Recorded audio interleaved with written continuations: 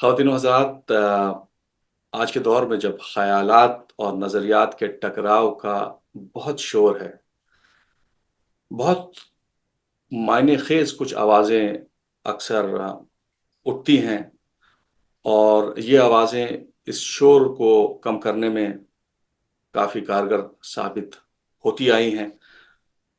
ایسی ایک آواز ہمسایہ ملک میں کافی زمانے سے بلند رہی ہے، اور اب اس آواز سے آواز ملانے والی اور بھی کئی آوازیں اور ہم خیال لوگ جڑ رہے ہیں، ان کو دیکھا جا رہا ہے، سنا جا رہا ہے، اور شاید اس کا اثر بھی ہو رہا ہے۔ میرے ساتھ very towering personality professor Pervez Hoodbhoy, he is an MIT educated nuclear physicist اور آتھر ہیں، میڈیا کمنٹیٹر ہیں، سوشل ایکٹیوسٹ ہیں۔ آپ کے لیے کہا جاتا ہے کہ is one of the most vocal, progressive and liberal of Pakistani intelligentsia. Doctor صاحب، آئی ایم ڈیپلی آنرڈ، اور آپ کا بہت شکریہ، آپ نے مجھے وقت دیا۔ جناب، یہ میری خوش نصیبی ہے کہ آپ سے ملاقات ہو رہی۔ ڈاکٹر صاحب، آپ نے اتنا کچھ لکھا ہے، اتنا کچھ کہا ہے، مذہب پر، سیاست پر، تاریخ پر، سائنس کے تمام موضوعات پر آپ کے ویڈیوز اور لٹریچر موجود ہے۔ تو یعنی آپ جس موضوع کے بارے میں سوچیں اس پر آپ کی کمنٹری اس حد تک کہ آپ نے ایک ویڈیو ہے جس میں جن کے کیمیکل کمپوزیشنز کے اوپر بات ہوئی ہے، اور آپ کے نظریات اس کے اوپر بھی موجود ہیں۔ اس کے باوجود میرے ذہن میں سوالات کا ایک سیلاب ہے، تو میں آپ کے بیک گراؤنڈ سے اسٹارٹ کرنا چاہتا ہوں کہ آپ نے MIT میں فزکس پڑھی، میتھس پڑھی، پھر اس کے بعد اپنے کریئر میں ان دونوں سبجیکٹس کو پڑھایا، لیکن اس کے ساتھ آپ نے سوشیولوجی بھی پڑھائی۔ تو it's a very strange and very interesting combination. How did this happen? دیکھیے، فزکس تو میرا اصل پیار ہے، اور وہ نہ صرف میں اب پڑھا رہا ہوں، اب بھی پڑھا رہا ہوں، پچھلے 50 سال سے پڑھا رہا ہوں، لیکن یہ کہ جتنا میں پڑھتا ہوں مجھے لگتا ہے کہ مجھے بہت کم آتا، اور زیادہ سیکھنے کی پیاس ہے مجھ میں۔ میتھمیٹکس اس کے لیے ایک اعلی کار ہے، بہت ضروری ہے، اس کے بغیر آپ فزکس نہیں کر سکتے۔ لیکن جو سوشیولوجی ہے نا، دیکھیے مجیب صاحب، ہم ایک سماج میں رہتے ہیں، اور اس سماج میں رہنے کی وجہ سے آس پاس جو ہم دیکھتے ہیں تو دل میں تکلیف ہوتی ہے، کیونکہ اس سماج میں ایک تو یہ کہ طبقاتی فرق بہت ہے، اور پھر یہ کہ ہم دیکھتے ہیں یہاں جو ذرا سے بھی ڈگر سے ہٹے ہوئے ہیں ان پر ایک مصیبت آئی ہوئی ہے۔ وہ ہو سکتا ہے کہ مذہبی لحاظ سے اکثریت سے وہ اقلیت میں ہو سکتا ہے کہ ان کا رنگ مختلف ہو سکتا ہے کہ ان کی شکل و صورت مختلف ہو، جیسا کہ ہزارہ کے لوگ ہیں جی، تو یہ سب کچھ دیکھ کر تکلیف ہوتی ہے، اور پھر ہر سوچنے سمجھنے والا شخص یہ جاننا چاہتا ہے کہ ایسا کیوں ہے۔ تو سوشیولوجی، بشریات، یہ سماجیات، یہ تمام وہ مضامین ہیں جو ہمیں اس کے بارے میں کچھ ہماری سمجھ بڑھاتے ہیں۔ اس لیے میں نے کچھ پڑھا اور کچھ پڑھایا۔ انٹرسٹنگ۔ ڈاکٹر صاحب، یہ بھی بڑی ایک دلچسپ بات ہے کہ اس اپنے ایکیڈمک عروج پر اور پروفیشنل عروج پر آپ کو جب ستارہ امتیاز دینے کی بات کی گئی تو یو ٹرنڈ اٹ ڈاؤن۔ یہ اعزاز جو ہے وہ تاریخ میں نام درج کراتا ہے، تو was there a specific reason کہ آپ نے اس کو لینے سے انکار کیا؟ ہاں، دیکھیے یہ جنرل مشرف کے زمانے میں ہوا تھا، لیکن میں نے یہ قبول کرنے سے انکار اس لیے نہیں کیا کہ یہ جنرل مشرف کی حکومت مجھے اعزاز دے رہی ہے، بلکہ میں نے جو اس کے طریقہ کار ہے اس کو غلط سمجھا، اور اب بھی غلط سمجھتا ہوں۔ دیکھیے ہمارے ہاں یہ ہے کہ کوئی بیوروکریٹ یہ طے کرتا ہے کہ کس کو کیا انعام یا کیا اعزاز دیا جائے، ہونا یہ چاہیے کہ ایک پروفیشنل باڈی کو یہ طے کرنا چاہیے، یہ تمام شواہد سامنے رکھتے ہوئے، کہ اس شخص نے اس مخصوص شعبے میں کیا کام کیا ہے اور اس کا کتنا اثر پڑا ہے اس مخصوص شعبے کے اوپر۔ رائٹ ایسا نہیں ہوتا ہمارے ہاں، تو نتیجہ یہ کہ کچھ چلیے ٹھیک ہی دیے جاتے ہیں نصف دائرہ امتیاز، اور خاص طور پر جہاں آرٹس کی بات آتی ہے، موسیقی کی بات آتی ہے، وہ تو سب کے سامنے ہوتا ہے نا، لیکن سائنس ایک بہت اسپیشلائز مضمون ہے، اور اس میں جب تک کسی کو اس کا پورا ادراک نہ ہو تو وہ اس قابل نہیں ہوتا کہ وہ فیصلہ کرے۔ تو ستارہ امتیاز ہمارے ہاں ایسے لوگوں کو بھی ملا ہے سائنس اور میتھمیٹکس میں کہ میں ان کے ساتھ کھڑا نہیں ہونا چاہتا۔ رائٹ اچھا ڈاکٹر صاحب، آپ کی خاصی سمجھ ہے سیاسی دنیا کے سیاسی حالات کے اوپر، اور جہاں تک میں سمجھ سکا ہوں آپ کی پولیٹیکل فلسفی اور آئیڈیالوجی ہے نوم چومسکی سے انفلوئنسڈ ہے، جو کہ تمام عمر اس سسٹم کے خلاف اپنی آواز بلند کرتے رہے۔ He is one of the most outspoken opponents of the US policies. Likewise, you also are known for your opposition to nuclear weapons and wars. اور آپ پر جس سماج میں آپ رہتے ہیں اس میں treason کا بھی الزام لگتا آیا ہے۔ تو ان حالات میں how challenging it is to survive in these surroundings، اور what keeps you going، یعنی کیا موٹیویشن ہے آپ کا کہ you are still standing tall and very firm with your convictions amid such noise؟ اول تو یہ کہ میں اس میں اکیلا نہیں ہوں، بہت سے اور لوگ بھی اس ہیں، اور جو یہ سمجھتے ہیں کہ ہمارا وقت دنیا میں تھوڑا ہی ہوتا ہے، تو جو کچھ ہم کر سکتے ہیں سو کرنا چاہیے۔ ہاں، نوم چومسکی کا مجھ پہ یقیناً بہت اثر ہوا تھا، اس کی سوچ کا، اور میں سمجھتا ہوں کہ اتنا ہی اقبال احمد کا، اور اس سے پہلے جب میں بچپن میں برٹرن رسل پڑھا کرتا تھا تو وہ بھی۔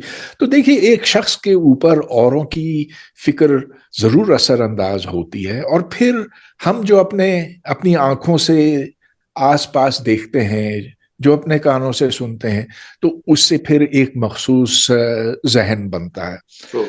میں جو دیکھتا ہوں پاکستان میں ادھر ظلم ہے، زیادتی ہے، ناانصافی ہے، تو پھر اس سے کیسے منہ موڑا جائے؟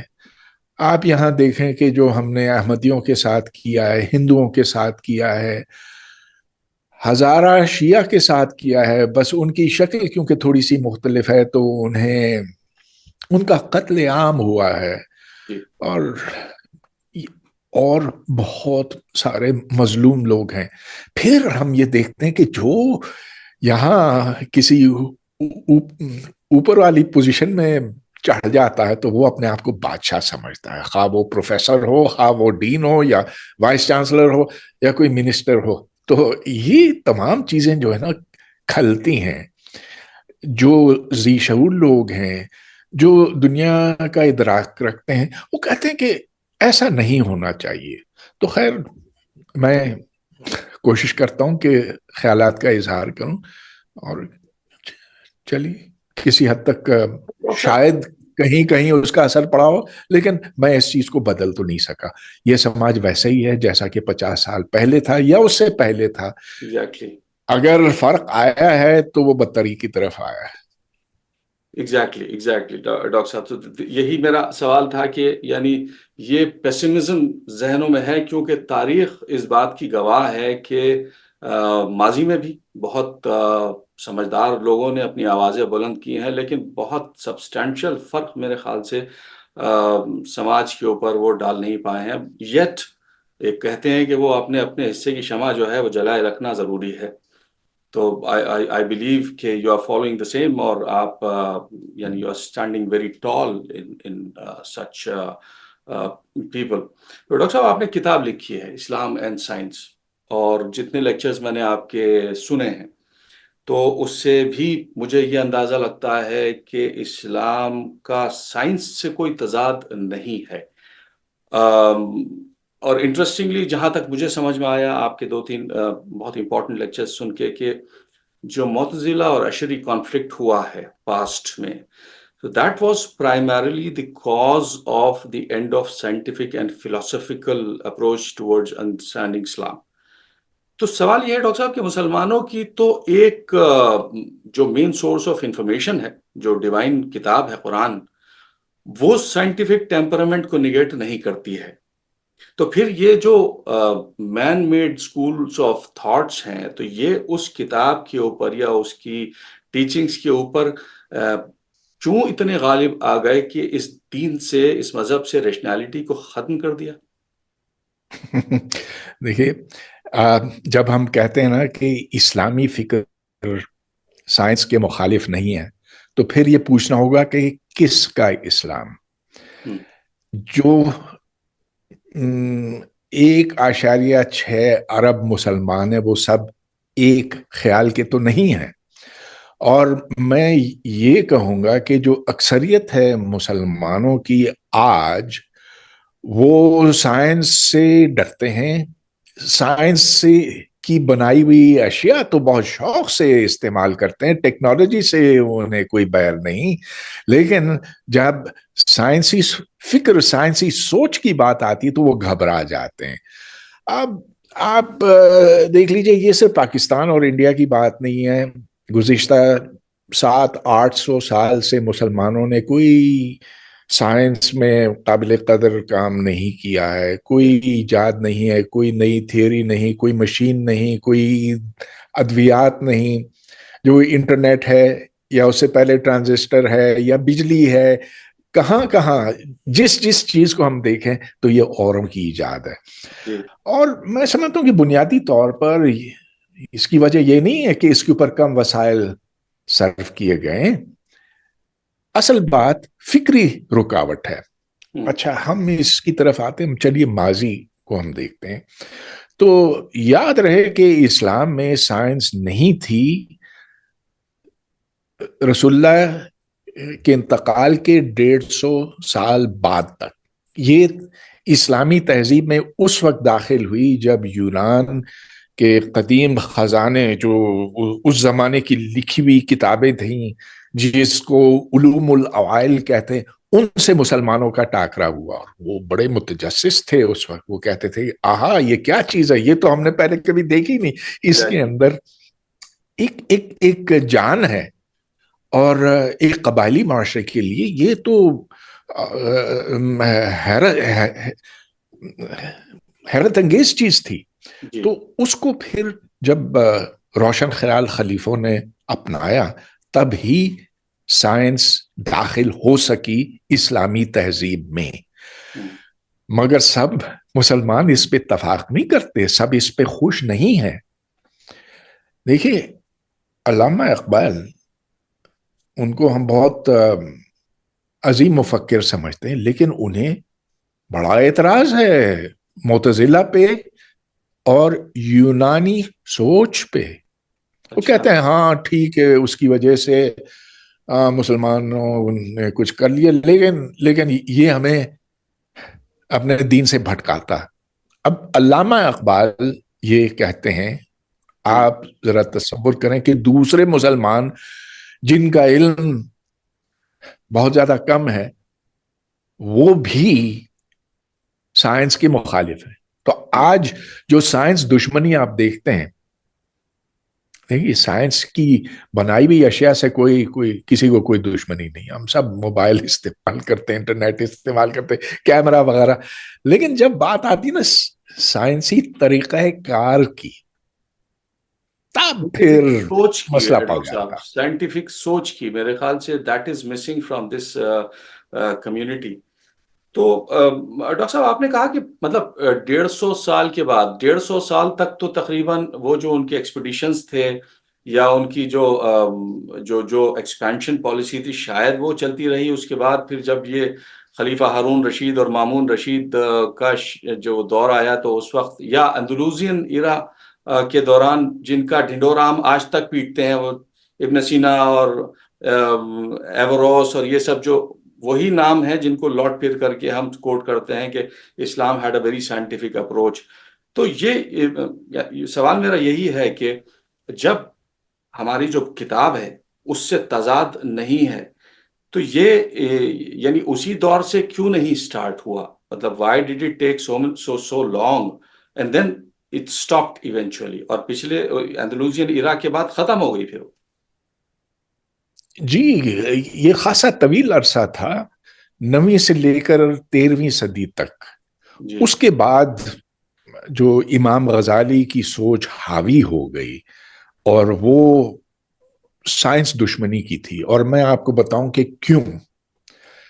ایک تو یہ کہ انہوں نے کہا کہ یہ جو ریاضی ہے، ہاں ویسے تو اس پر کوئی ممانعت نہیں ہے، لیکن اس میں جو منطق استعمال ہوتی ہے، جی اور جب آپ اس بات پر اتر آتے ہیں کہ ہر چیز کے پیچھے کوئی ٹھوس ثبوت ہونا چاہیے، رائٹ. کہ یہ استدلال ہونے چاہیے جس کے بغیر ہم کسی چیز کو قبول نہیں کریں گے، تو پھر جب آپ اس بات پہ اصرار کرنے لگیں گے تو پھر آپ وہ مذہبی معاملات میں بھی ایسے سوال کریں گے. لہٰذا آپ کا دین جو ہے وہ کچھ مضبوط نہیں رہے گا، پھر وہ ہلنے لگے گا. ایک تو یہ وجہ انہوں نے بتائی. دوسرے یہ کہ علت اور معلول یا سبب اور مسبب میں کوئی تعلق نہیں ہو سکتا. ان کے بقول انسان کچھ بھی نہیں جان سکتا، کوئی پیشن گوئی نہیں کر سکتا، اور یہ کہنا کہ چونکہ میں نے یہ کیا تو اس لیے وہ ہوا. عمل ہوا.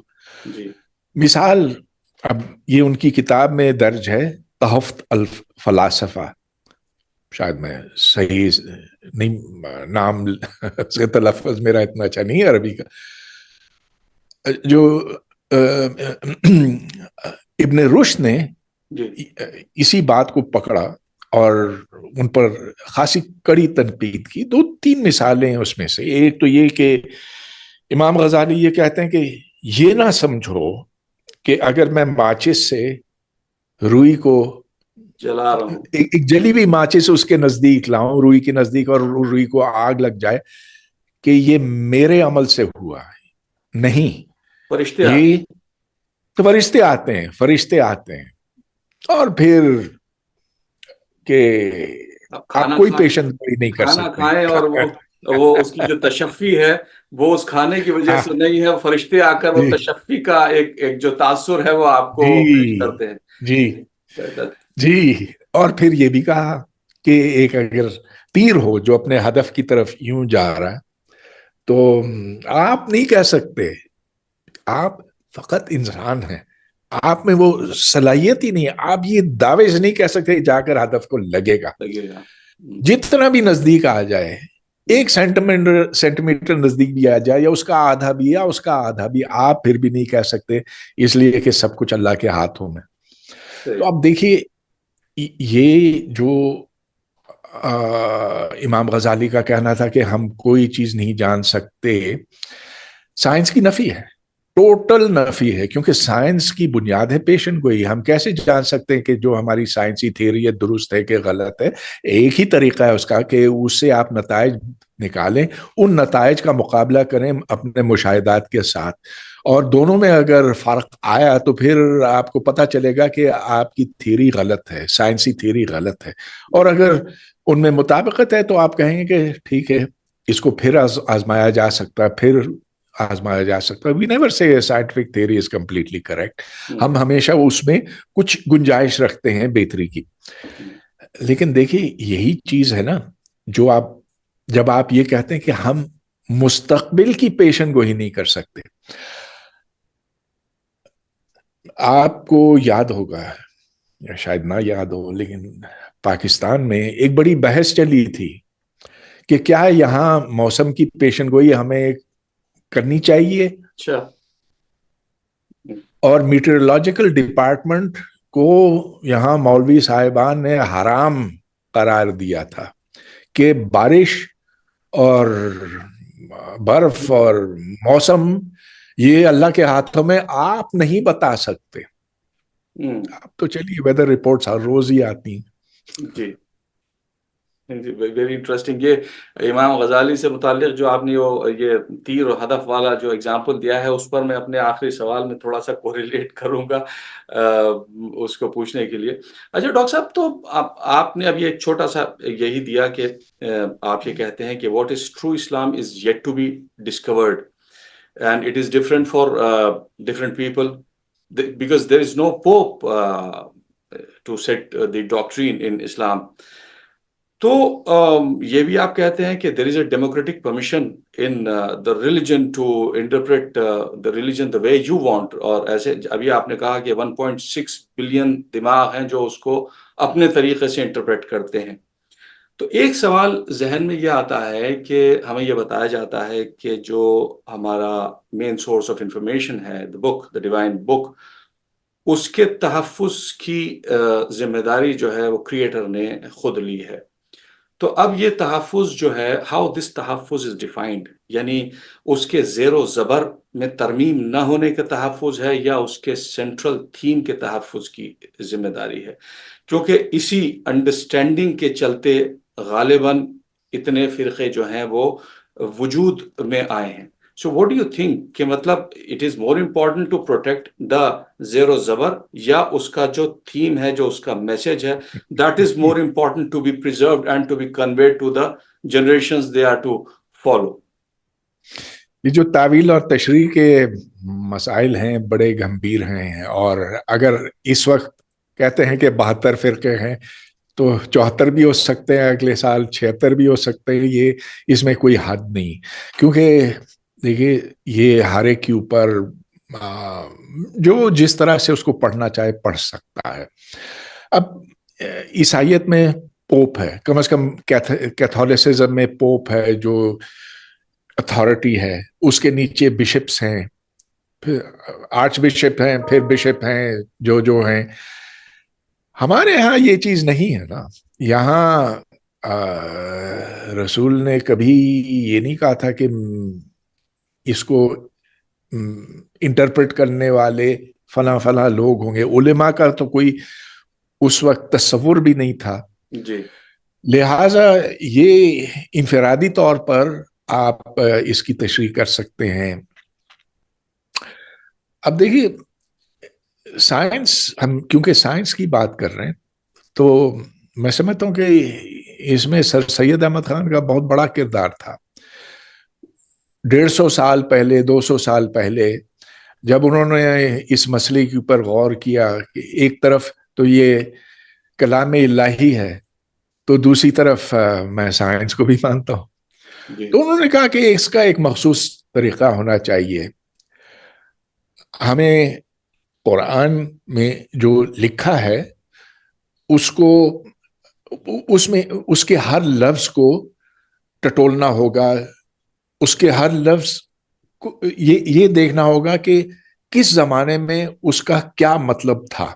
تو اس کو ایک مخصوص کانٹیکسٹ میں دیکھنا ہوگا، اس زمانے کے کانٹیکسٹ میں دیکھنا ہوگا. اور پھر اس سے اگر کئی مطلب نکلتے ہیں تو صرف وہ مطلب قبول کر لیا جائے جو سائنس سے مطابقت رکھتا ہے، باقیوں کو مسترد کیا جائے. اور پھر اگر یہ بھی نہیں ہوتا تو پھر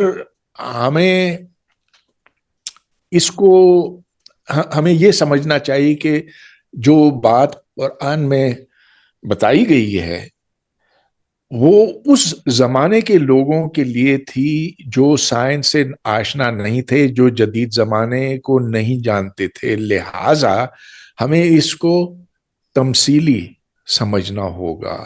یہ محض کوئی تشبیہ دی گئی ہے تو یہ بات پھر اگر اس بات کو آگے لے چلیں تو پھر معجزات کا کیا ہوگا؟ سر سید نے کہا کہ معجزات نہیں ہوتے ہیں، جی، وہ سائنس کے خلاف ہیں، اور یہ محض ایک محاورتاً، ایک تمثیلی طور پر معجزات بیان کیے گئے ہیں. اور مثال کے طور پر شق القمر نہیں، چاند نہیں ٹوٹا تھا، یہ محض ایک بات اس زمانے میں لوگوں کو سمجھانے کے لیے کہی گئی تھی.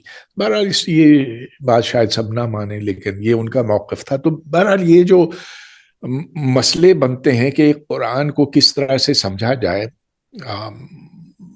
ہر جگہ مختلف ہے. یہی ہے ڈاکٹر صاحب. تو آئی مین دس از دا پرائمری ریزن کہ اتنے انٹرپریٹیشنز ہیں کہ یعنی لوگ اپنے وزڈم اور اپنے حالات کے مطابق اس کو انٹرپریٹ کر کے. I think Arabic is a very rich language اور اس کو بہت سارے طریقوں سے انٹرپریٹ کیا جا سکتا ہے. تو یہ ذہن میں ہمیشہ تضاد رہا کہ ایک کامن آدمی کے ذہن میں یہ بات آتی ہے کہ کسی کتاب کو پروٹیکٹ کرنے کا جو ایک لاجیکل طریقہ کار ہوتا ہے کہ اس کی تھیم کا پروٹیکشن جو ہے وہ دیٹ از مور امپورٹنٹ بنسبت اس کی کہیں سے زیر ہٹ گیا یا زبر ہٹ گیا. تو وچ اس کی ایک بہت سادہ مثال ہے. دیکھیے آج کسی ملک میں ایسی کوئی معاشی نظام نہیں چل سکتا سود کے بغیر. سود تو بنیاد ہے ماڈرن بینکنگ کا، اور سود کے بغیر ایک معیشت چل ہی نہیں سکتی، آپ جتنا بھی کہیں. اب اس کو اسلامی اسکالرز نے، علماء نے کوئی دوسرا نام دیا ہے، منافع دیا ہے. چلیے میں 100 روپے ڈالتا ہوں بینک میں، مہینے سال کے آخر میں مجھے 125 مل جاتے ہیں. آج کل پاکستان میں تو ایسے ہی نا 25% انٹرسٹ ریٹ ہے، لیکن اس کو سود نہیں کہتے، اس کو منافع کہتے ہیں. سروس چارج، ٹھیک، سروس چارج جو بھی ہے جو بھی ہے. لیکن آپ وہ اس زمانے کے جو قانون ہیں، جو ضابطے ہیں، اس زمانے پر لاگو نہیں کر سکتے. آپ کی معیشت بیٹھ جائے گی، آپ کا ملک بیٹھ جائے گا، یہاں فاقہ ہو جائے گا. تو یہ ایک مثال ہے. وقت کے ساتھ ہماری سوچ بدلی ہے اور بہت بدلی ہے، لہٰذا اب ہر چیز کو ری انٹرپریٹ کرنے کی ضرورت ہے.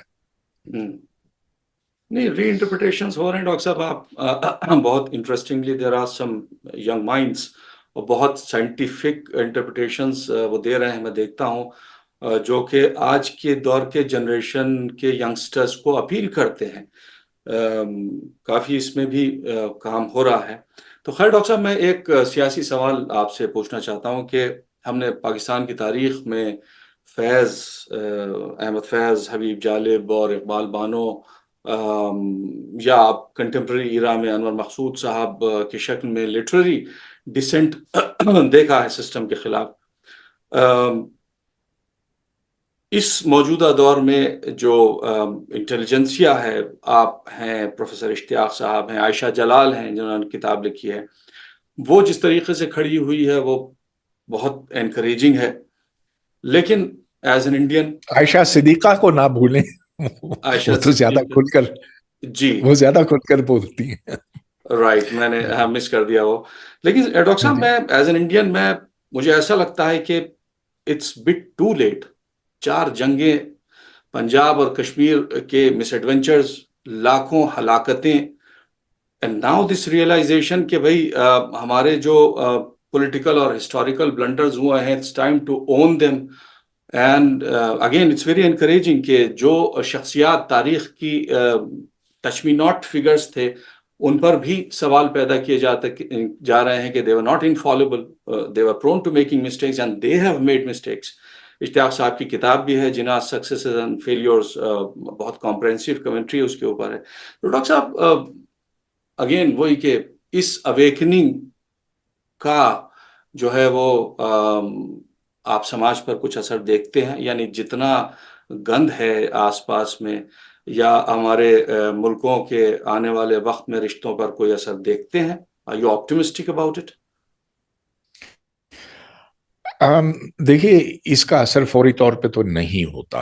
یہ تو وقت کے ساتھ ساتھ سماجی رویوں میں تبدیلی آتی ہے. لیکن ہاں، یہ بات آپ کی بالکل درست ہے کہ لوگ سوال اٹھا رہے ہیں. یہ سوال اٹھا رہے ہیں کہ پاکستان میں فوج ہمارے گلے کیوں پڑ گئی. جی. انڈیا میں ایسے نہیں ہوا تھا. یہاں ہم نے سب کچھ ان کے حوالے کر دیا. سیاسی نظام ہمارا ڈگمگا رہا ہے. جو ایک حکومت آتی ہے اس کو کبھی وہ لاتے ہیں تو کبھی نکالتے ہیں, اور ان کے بزنس انٹرسٹ اور یہ سب کچھ. تو یہ جو تنقید ہے پہلے نہیں ہوتی تھی, اور اب آج کل جو خاص طور پر چیز ہمیں دکھائی دیتی ہے, ایسے پہلے نہیں تھا کہ پنجابی اسٹیبلشمنٹ آپس میں ٹوٹ گئی ہو. اب اس میں عمران خان کا بہت بڑا کردار ہے, اور اس نے شاید یہ نہیں وہ یقیناً یہ نہیں چاہ رہا تھا, لیکن اس کا انجام یہی ہوا کہ آج دراڑیں پڑ گئی ہیں ہمارے اسٹیبلشمنٹ میں. مقتدرہ جس کو کہتے ہیں, جن کے ہاتھوں میں یہ ساری باغیں ہوتی ہیں.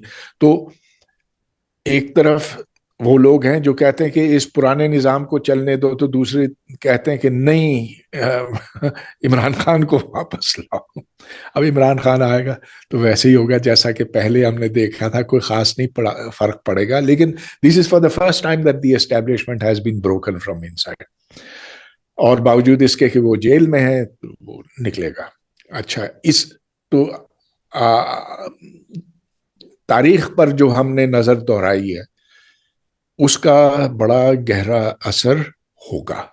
اس لیے کہ دیکھیے ہر ملک جو ہے اپنے ماضی کو دیکھتا ہے, اور جو موجودہ حالات ہیں اس کے اسباب وہاں لوگ تلاش کرتے ہیں, اور اس کا اثر زیادہ نمایاں ہونے والا ہے وقت کے ساتھ ساتھ. جیسے جیسے یہاں حالات بگڑتے جائیں گے ویسے ویسے لوگ زیادہ سوچیں گے اور جاننا چاہیں گے کہ ماضی میں کیا تھا, اور ماضی سے آج یعنی حال تک کا جوڑ کیسے بنتا. رائٹ. ڈاکٹر صاحب, آپ کا جو ایک پلیٹ فارم ہے the black hole, it's doing an amazing job. اس کے اوپر جو ڈسکشنز ہیں اور جو وہاں کے پریزنٹیشنز ہیں بہت اپیلنگ ہیں. اینڈ آئی بلیو کہ they are going not only across borders, they are being studied and watched globally. اس پہ میں نے آپ کے کئی سارے پینل ڈسکشنز وغیرہ دیکھے ہیں. تو آئی ریئلی ہوپ اینڈ پرے کہ یہ آنے والے وقت میں اثر انداز ہو اور یعنی سینیٹی پریویلز. تو اسی سے ریلیٹڈ ڈاکٹر صاحب ایک سوال میرا یہ ہے, حالانکہ ہم اس موضوع کو ٹچ کرتے ہوئے آ رہے ہیں کہ جو پاکستان کی ریلیجس اسکالرشپ ہے وہ اپنے کمفرٹ زونز میں رہ کر کے بہت بیزار, بہت ریٹارکل اور کنٹروورشل موضوعات کے اوپر اور عجیب و غریب قسم کی تھیوریز پیش کرتی رہتی ہے, اس حقیقت سے بے خبر کہ ان کے ان سٹیٹمنٹس کا اور ان کے ایکشنز کا جو اثر ہے وہ گلوبلی, اس لیے کہ پاکستان کو ایک ریپرزینٹیٹیو, اس لیے کہ وہاں پہ Islamic republic of Pakistan passport پہ بڑا بڑا لکھا ہوا ہے. سو ان اے وے وہ یہ سمجھا جاتا ہے کہ یہ ریپرزینٹ کرتے ہیں اسلام کو, اور بالخصوص ہندوستان میں تو اس کا بہت زیادہ مسلمانوں کے اوپر اثر پڑتا ہے. تو کیا کوئی بھی انسٹیٹیوشن ایسا نہیں ہے کہ جو ان کو یہ سمجھا سکے, حکمت کی طرف ان کو رجوع کر سکے کہ بھائی آپ جو کرتے ہیں وہ دنیا بھر میں اسلام اور مسلمانوں کی بے حرمتی کا سبب بنتا ہے؟ ذرا یہ بات آپ سے میں وضاحت چاہوں گا کہ کس خاص عمل کی آپ بات کر رہے ہیں. ڈاکٹر صاحب دیکھیے, کچھ مجھے مثالیں دیجئے نا, مجھے تو ہم نے بنا مثال کے یہ نہیں بات سمجھ میں آ میں سکتی. بتاتا ہوں آپ کو. ایک بہت زبردست قسم کی وہاں پہ مہم چل رہی ہے غزوہ ہند کو لے کر کے. وہ عجیب و غریب قسم کے حلیے میں کچھ لوگ ہیں, وہ بیٹھ کر کے بندوقیں ساتھ میں رکھ کر کے اور اس کو پتہ نہیں کون سے لٹریچر سے ریلیٹ کر کے جو ہے وہ اس کو بڑا اسٹرانگلی پروپیگیٹ کرتے ہیں اس چیز کو. تو یہ چیز جو جی یہ غزوہ ہند والے کیا پاکستان میں بیٹھے ہیں یا انڈیا میں ہیں؟ نہیں, وہاں پاکستان میں جو وہاں کے اسکالرز ہیں بہت سارے لوگ ہیں جو ان کے بہت سارے ویڈیوز ہیں اس کے اوپر جو دیکھیے یہی تو مسئلہ ہے کہ سوشل میڈیا میں خود تو استعمال کرتا ہی نہیں ہوں اور میں کم ہی دیکھتا ہوں, لیکن جو بات آپ مجھے بتا رہے ہیں نا सोशल मीडिया पे ही होगी, इसलिए कि मैंने कभी सड़कों पे ये चीज नहीं देखी, अखबारात में ये नहीं है। तो अब कुछ बहके हुए लोगों को इकट्ठे करना और उल्टे सीधे नारे लगाना तो कोई मसला है ही नहीं आजकल के जमाने में। 200-400 दीवानों को जमा करना कोई कोई कोई बड़ी बात नहीं है। तो ये गजवाए हिंद वाले जो हैं शायद होते होंगे, कहीं कहीं होते होंगे, it's not a main stream thing in Pakistan. हाँ, but it's been adversely affecting the people because यानी ये चीज़ें जो और बड़े अच्छे रिस्पेक्टेड प्लेटफॉर्म्स के ऊपर वहाँ पर डिस्कस की जाती हैं, उस पर आप अनफॉर्चुनेटली चूंकि सोशल मीडिया पे नहीं है, और social media is far reaching, बहुत जगहों पे पहुँच रहा है, तो ये हमारे हलकों में इस चीज़ को डिस्कस किया जा रहा है कि भाई ये तो इस चीज़ के मुंतज़िर हैं, ये तो इस चीज़ को प्रोपागेट कर रहे हैं, तो ये एडवर्सली इट इज़ अफेक्टिंग। देखिए, मैं उर्दू अखबारात भी देखता हूँ, मैं अंग्रेजी अखबारात देखता हूँ, कभी कभी टीवी भी देख लेता हूँ। उधर तो मुझे कोई ऐसी चीज नहीं दिखाई दी। हाँ, दीवाने तो होते हैं हर जगह, मगर देखिए कहीं कुछ गुजरांवाला में आपने 150 लोगों को जमा कर दिया और कहा कि हम जाके दिल्ली फतह करेंगे, it makes no sense at all, तो आई वुड डिसरिगार्ड इट। हाँ नहीं, खैर चलिए, ये दिस वाज कोई जस्ट कोई इसमें दिल जस्ट एन बर्दाश्त होने की एग्जांपल, बात नहीं है। But again I would say doctor साहब के जो कुछ बरस पहले वो मेरे ख्याल से मजहबी एक्शन ही था जो इस्लामाबाद में बच्चों के स्कूल के ऊपर जो हमला हुआ था, so it it had severe repercussions, और उसका बहुत वो डीप तो इम्पैक्ट हुआ। पेशावर में हुआ था जी, जो आर्मी पब्लिक स्कूल के वाकये की बात करूं। लेकिन मुजीब साहब देखिए, एक बहुत बड़ा फर्क आया है पाकिस्तान में। अगर आप 15 साल पीछे चले, 20 साल पीछे चले, तो यहाँ जहादी तंजीमें दनदनाती फिर रही थी, और वो आ, कश्मीर फतह करने की बात और असलहा जमा करने की बात कर रहे थे। और जो जो इन जिहादी तंजीमों के चंदे के डब्बे थे वो दुकानों में दिखाई देते थे। लेकिन जो ही 9/11 हुआ, और 9/11 को अब कितने 22-23 साल हो गए, जी। तो ये सब कुछ अंडरग्राउंड चला गया, ज़ेरे जमीन चला गया, फिर भी खत्म नहीं हुआ था। मगर इन्हीं जिहादी तंजीमों ने पाकिस्तान के लिए और हमारी एस्टेब्लिशमेंट के लिए, फौज के लिए, ये नाक में दम हो गए।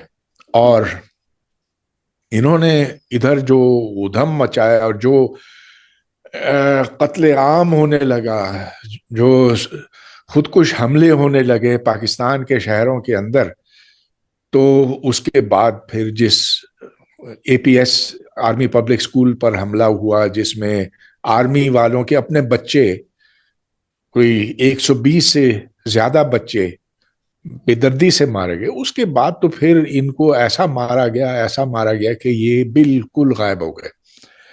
हाँ, अब जबकि अफगानिस्तान में तालिबान आ गए और तहरीक तालिबान पाकिस्तान वहाँ फिर से जोर पकड़ रही है और पाकिस्तानी फौज के ऊपर, पुलिस के ऊपर हमला कर रही है, तो ये दहशतगर्द अब दोबारा सामने आए हैं।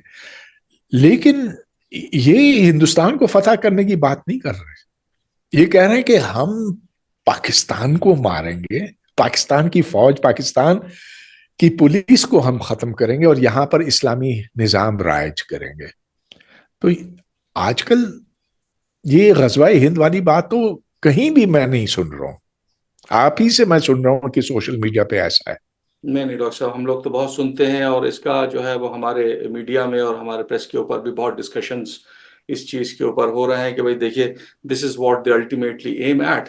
तो और ये चीज़ जो है ये काफ़ी नेगेटिव उसमें जो है, और इसके ऊपर बल्कि हमारे यहाँ एक I will share the link with you, जो यहाँ पे मुसलमान एक फोरम है, उसकी इंटेलिजेंसिया ने एक प्लेटफॉर्म पर आकर के इसको रिफ्यूट किया, اس پہ بڑے اچھے قسم کے جو انٹلیکچوئلز تھے انہوں نے آ کر کے اس کو ود تھیولوجیکل فیکٹس اس کو جو ہے ریفیوٹ کیا کہ بھائی جس چیز کو یہ ریفر کر رہے ہیں this never exist in the literature, جس کے اوپر یہ بات کر رہے ہیں وہ کسی حدیثوں کا کچھ کوٹ کر رہے ہیں یا کچھ ریلیجس فگرز کو کوٹ کر رہے ہیں کہ یہ کس سینچری میں آئے تھے اور انہوں نے اس چیز کو پریڈکٹ کیا تھا. So it's there, I will share it with you. ان کا ایک دو ویڈیوز ہیں تو میں آپ کو دیکھوں گا، ہو سکتا ہے کہ ویڈیوز کو آپ چھوڑیں، جی اصل چیز یہ کہ is there something on the ground اور ناٹ. یہاں یہ کوئی ایسی تنظیم، ہاں جو حافظ سعید کی تھی لشکر طیبہ، یا جو جیش محمد والے تھے، اور حزب المجاہدین، اور یہ تمام تنظیمیں جو ایک زمانے میں یہاں دندناتی پھر رہی تھیں، ان کا تو وجود ہی ختم ہو گیا. اب تو جی وہ کہیں نہیں دکھائی دے رہی ہیں. ان کو آرمی نے ایسے پکڑ لیا ہوا ہے. دیکھیں پہلے تو وہ فوج ہی کے پروردہ تھے نا، جی فوج نے ان کو اوپر چڑھایا، ان کو پالا پوسا، ان کو اسلحہ فراہم کیا، ساری یہ سہولتیں دیں. لیکن اب زمانہ بدل گیا ہے اور غزوہ ہند والے چلے آگے چلتے ہیں. ٹھیک ہے ڈاکٹر صاحب.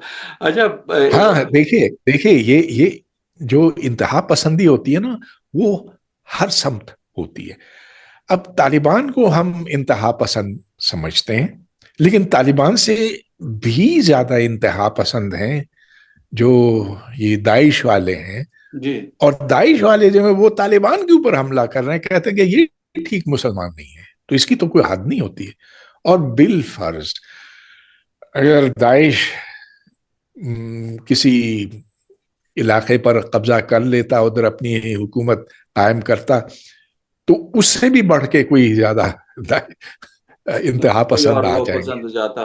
عجیب عجیب ہاں سانحہ ہے ڈاکٹر صاحب. ابھی جو ہم رشیا والا وہ دیکھ رہے ہیں کہ اس میں وہ داعش کا جو ہے نام آ رہا ہے، آئسس کا، کہ انہوں نے وہاں پر حملہ کیا اور 150 لوگوں کو مارا. بلکہ ایک اس کا جو آدمی ہے اس کا کنفیشن بھی BBC پہ دکھایا جا رہا ہے. بالکل دماغ منتشر ہو جاتا ہے کہ اس کا تعلق روس میں بے گناہ لوگوں کو مارنے سے کیا ہے. یعنی کون سے اسلام کا پرچم بلند ہوگا وہاں پر جا کر کے وہ کرنے کے لیے. تو بہرحال یہ ہے اور یہ ہو رہا ہے. ڈاکٹر صاحب میں ایک ذرا سا تعلیم کے اوپر ایک مختلف سا سوال میں پیش کرنا چاہتا ہوں کہ ایک مت ہے دنیا میں کہ یعنی جتنی پریشانیاں ہیں یا جو لوگ راستے سے بھٹک گئے ہیں تو اس کا حل جو ہے وہ تعلیم ہے، ایجوکیشن ہے. جبکہ یہ دیکھا گیا ہے ماضی میں کہ انہی پڑھے لکھے انسانوں نے بڑے ہتھیار ایجاد کیے اور اسپیشلی سیکنڈ اور فرسٹ ورلڈ وار میں بڑا ظلم و ستم کرا. آج کے دور میں بھی جو اسرائیل اور فلسطین کا جو کانفلکٹ ہے، تو اسرائیلی قوم تو بے انتہا پڑھی لکھی ہے، ان کی تعلیم کا تو کوئی وہ ہے ہی نہیں. لیکن ان تعلیم یافتہ لوگوں کے اوپر بھی جو ان کی مذہبی عقیدت ہے، جو ریلیجس آئیڈیالوجی ہے، وہ اتنی حاوی ہے کہ وہ بربریت کی وہ مثال پیش کر رہے ہیں جو ہم نے نہیں دیکھی. تو ڈاکٹر صاحب تعلیم کو پھر اتنا اس کا گڑگان کرنے کا فائدہ کیا ہے، جبکہ اس دور میں زیادہ تر اختلافات جو ہیں، جو میرا خیال ہے وہ مذہبی اختلافات ہیں. تو there should be a focused attention and efforts to resolve these issues. جی آپ بجا فرما رہے ہیں، لیکن دیکھیے صرف کسی کو سائنس اور میتھمیٹکس یا جغرافیہ یا جو جو علم ہے ڈگریز وہ لے بھی لے تو بھی اس سے ضروری نہیں کہ اس کے دماغ میں جو تعصبات بٹھائے گئے ہیں وہ دور ہو جائیں گے. Exactly. ہر قومی ریاست کچھ نہ کچھ جھوٹ تو بولتی ہے، اور کچھ ریاستیں بہت زیادہ جھوٹ بولتی ہیں، اور اپنی تاریخ اور دنیا کی تاریخ کو وہ رنگ دینے کی کوشش کرتی ہے جو اس کے فائدے میں ہو. تو اب دیکھیے آپ نے بالکل صحیح کہا کہ جو مذہب ہے اس کو اس طرح سے استعمال کیا جاتا ہے، اور پاکستان میں خاص طور پہ یہ کیا گیا. ادھر جو ہندوؤں کے خلاف نفرتیں بھڑکائی گئی ہمارے نصابی کتب کے اندر، اور جو جگہ جگہ آج بھی دکھائی دیتی ہے، اگرچہ کم ہے پہلے کے مقابلے میں، لیکن یہ اب بھی ہے. مگر صرف مذہب نہیں ہے. اب آپ دیکھ لیجئے کہ آپ نے روس کا ذکر کیا نا، تو روس اور یوکرین کے بیچ میں کوئی مذہبی جنگ نہیں ہے، وہ قوم پرستی کی ہے.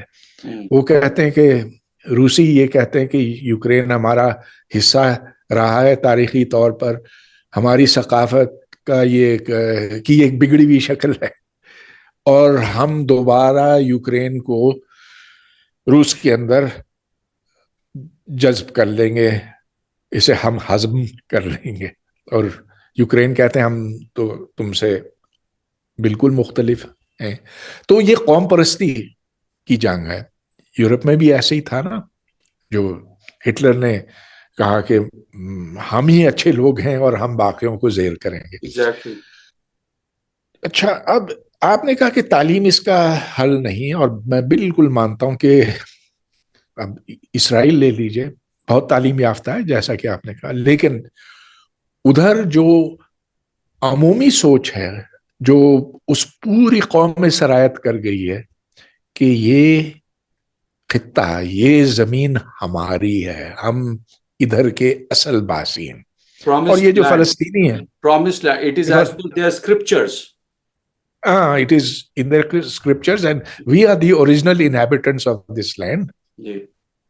یہ فلسطینی تو صرف 1000-2000 سال پہلے آئے، ہم تو اس سے بھی زیادہ پرانے ہیں. تو یہ جو جنگیں ہوتی ہیں بڑی خون ریز ہوتی ہیں. مذہب اس میں بھی ہے، لیکن صرف مذہب نہیں ہے، it's a fight over land. جی. تو اب اگر یہ سوال ہے کہ ہم تعلیم کو کیسے بدل سکتے ہیں، اس میں ہمیں ایک عالمگیریت، ایک آفاقیت سمونے کی ضرورت ہے. تعلیم جتنی زیادہ یونیورسل ہوگی اور جس میں ہم تمام انسانوں کو برابر درجہ دیں گے، اسی حد تک، اسی لحاظ سے یہ امن کا سبب بن سکتی ہے. اگر ہم قومی تعصبات، نفرتیں اس کے اندر ڈالتے ہیں تو پھر اس کا انجام وہی ہوگا جو ہم دیکھتے ہیں انڈیا اور پاکستان میں ہے. تو ہاں، تعلیم سے ہم ایک ملک کو سدھار سکتے ہیں، لیکن اس کی سمت درست ہونی چاہیے. جی. اس میں یعنی یہ جو مورل سٹڈیز کا یا سوشیولوجی کا جو اس میں سماویش ہونا چاہیے، غالباً that is very important than to produce engineers and doctors who are religiously blind and not open to any constructive ideas of یعنی بھائی چارے کے، جس میں وہ نہ ہو تو پھر اس تعلیم سے بھی کوئی بہت زیادہ فائدہ اس سماج کا میرے خیال سے ہونے والا نہیں ہے. اچھا ڈاکٹر صاحب، آپ نے بہت ابھی سر سید کا بھی ذکر کیا اور بہت سارے لیکچرز میں آپ نے سر سید کو کوٹ کیا ہے. I come from the institution founded by سر سید احمد خان. یہ کہ بہت وثوق سے اس بات کو کہہ سکتا ہوں کہ جتنے دنیا بھر میں یہاں کے المنائے ہیں وہ شاید کسی اور یونیورسٹی کے شاید نہ ہو، یا جو ایفیلیشن ان لوگوں میں ہے وہ دوسرے یونیورسٹیز کے المنائے میں نہیں ہوتا. لیکن ایک چیز یہ دیکھی جا رہی ہے کہ یعنی وہاں کے اوپر بھی سر سید کو جو اپنی زندگی میں مخالفت جھیلنی پڑی مولویت سے، there is a continuation of this opposition even now. بڑے اچھے، بڑے پڑھے لکھے لوگوں نے سر سید کو ڈیمین کرنے کی کوشش کی ہے.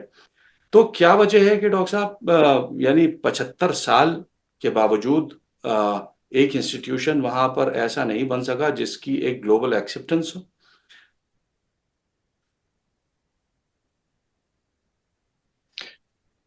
اگر آپ ہندوستان کے مسلمانوں کی بات کر رہے ہیں تو وہاں جو میں 4-5 مرتبہ گیا ہوں تو مجھے ان کی تعلیمی صورتحال دیکھ کر بہت مایوسی ہوئی.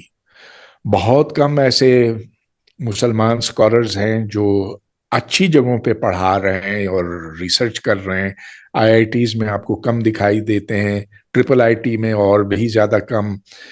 और मैं गया था मौलाना अबुल कलाम आज़ाद यूनिवर्सिटी में, जिससे मैं बहुत मायूस हुआ था. उधर मैंने सर सैयद अहमद खान का जिक्र किया था, और ये कि किस तरह से उन्होंने ये भांप लिया उस जमाने में 150-200 साल पहले कि मुसलमानों की ज़ुबान हाली का सबब ये नहीं है कि वो राह रास्त से भटक गए, बल्कि ये है कि वो जदीद उलूम से, अंग्रेजी से, साइंस से दूरी चाहते हैं.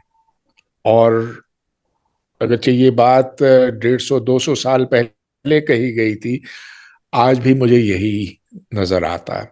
साइंस के मैदान में इंडिया में बहुत कम ऐसे मुसलमान हैं जो आला दर्जों पर पढ़ा रहे हैं, तहकीक कर रहे हैं. और सिर्फ इंडिया में नहीं, ये चीज पाकिस्तान में है, ये चीज आलमी है.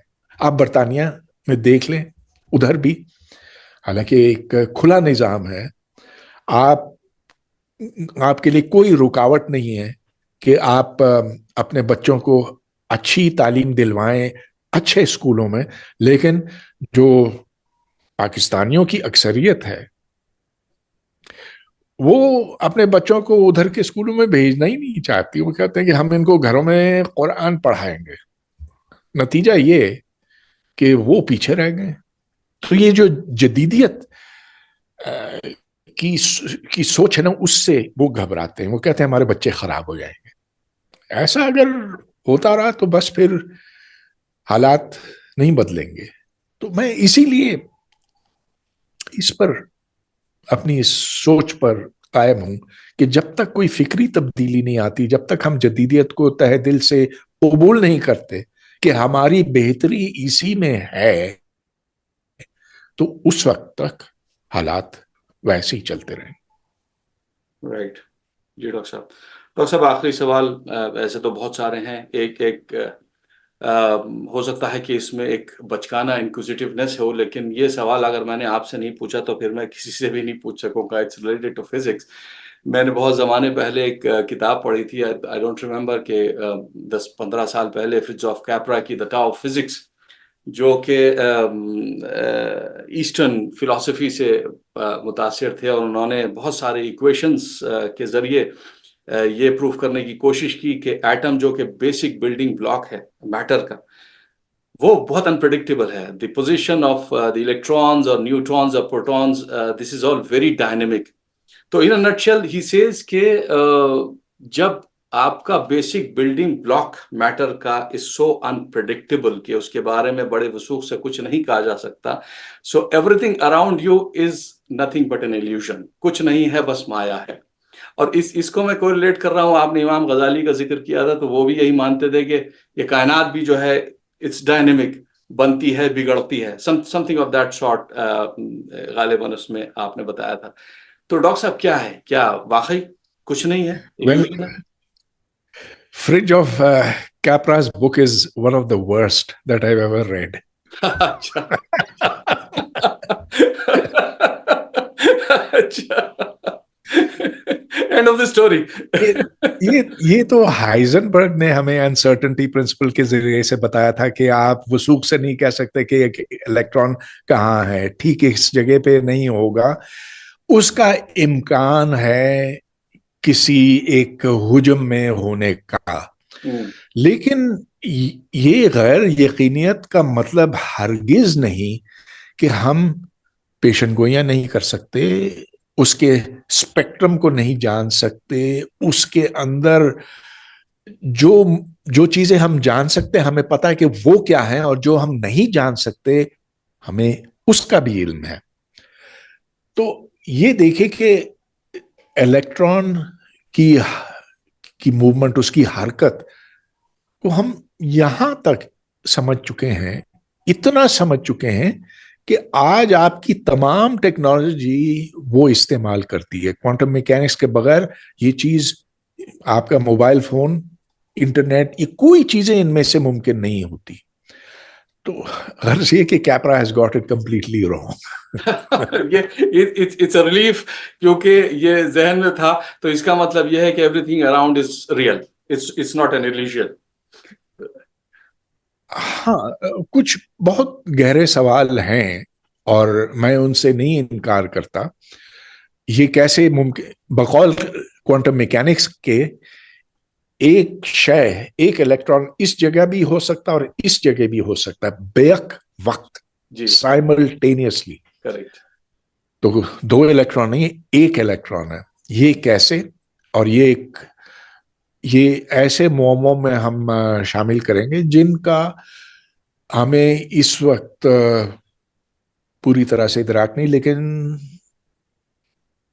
धीरे धीरे रफ्ता रफ्ता हम ये फलसफियाने मसाइल हल करते चले जाएंगे. इंशाल्लाह. डॉक्टर साहब, it was wonderful talking to you. सवालात अभी बहुत हैं, अगर आपने कभी मुस्तकबिल में इजाज़त दी तो पूछेंगे. फिलहाल इस दुआ के साथ कि better sense prevails in this world.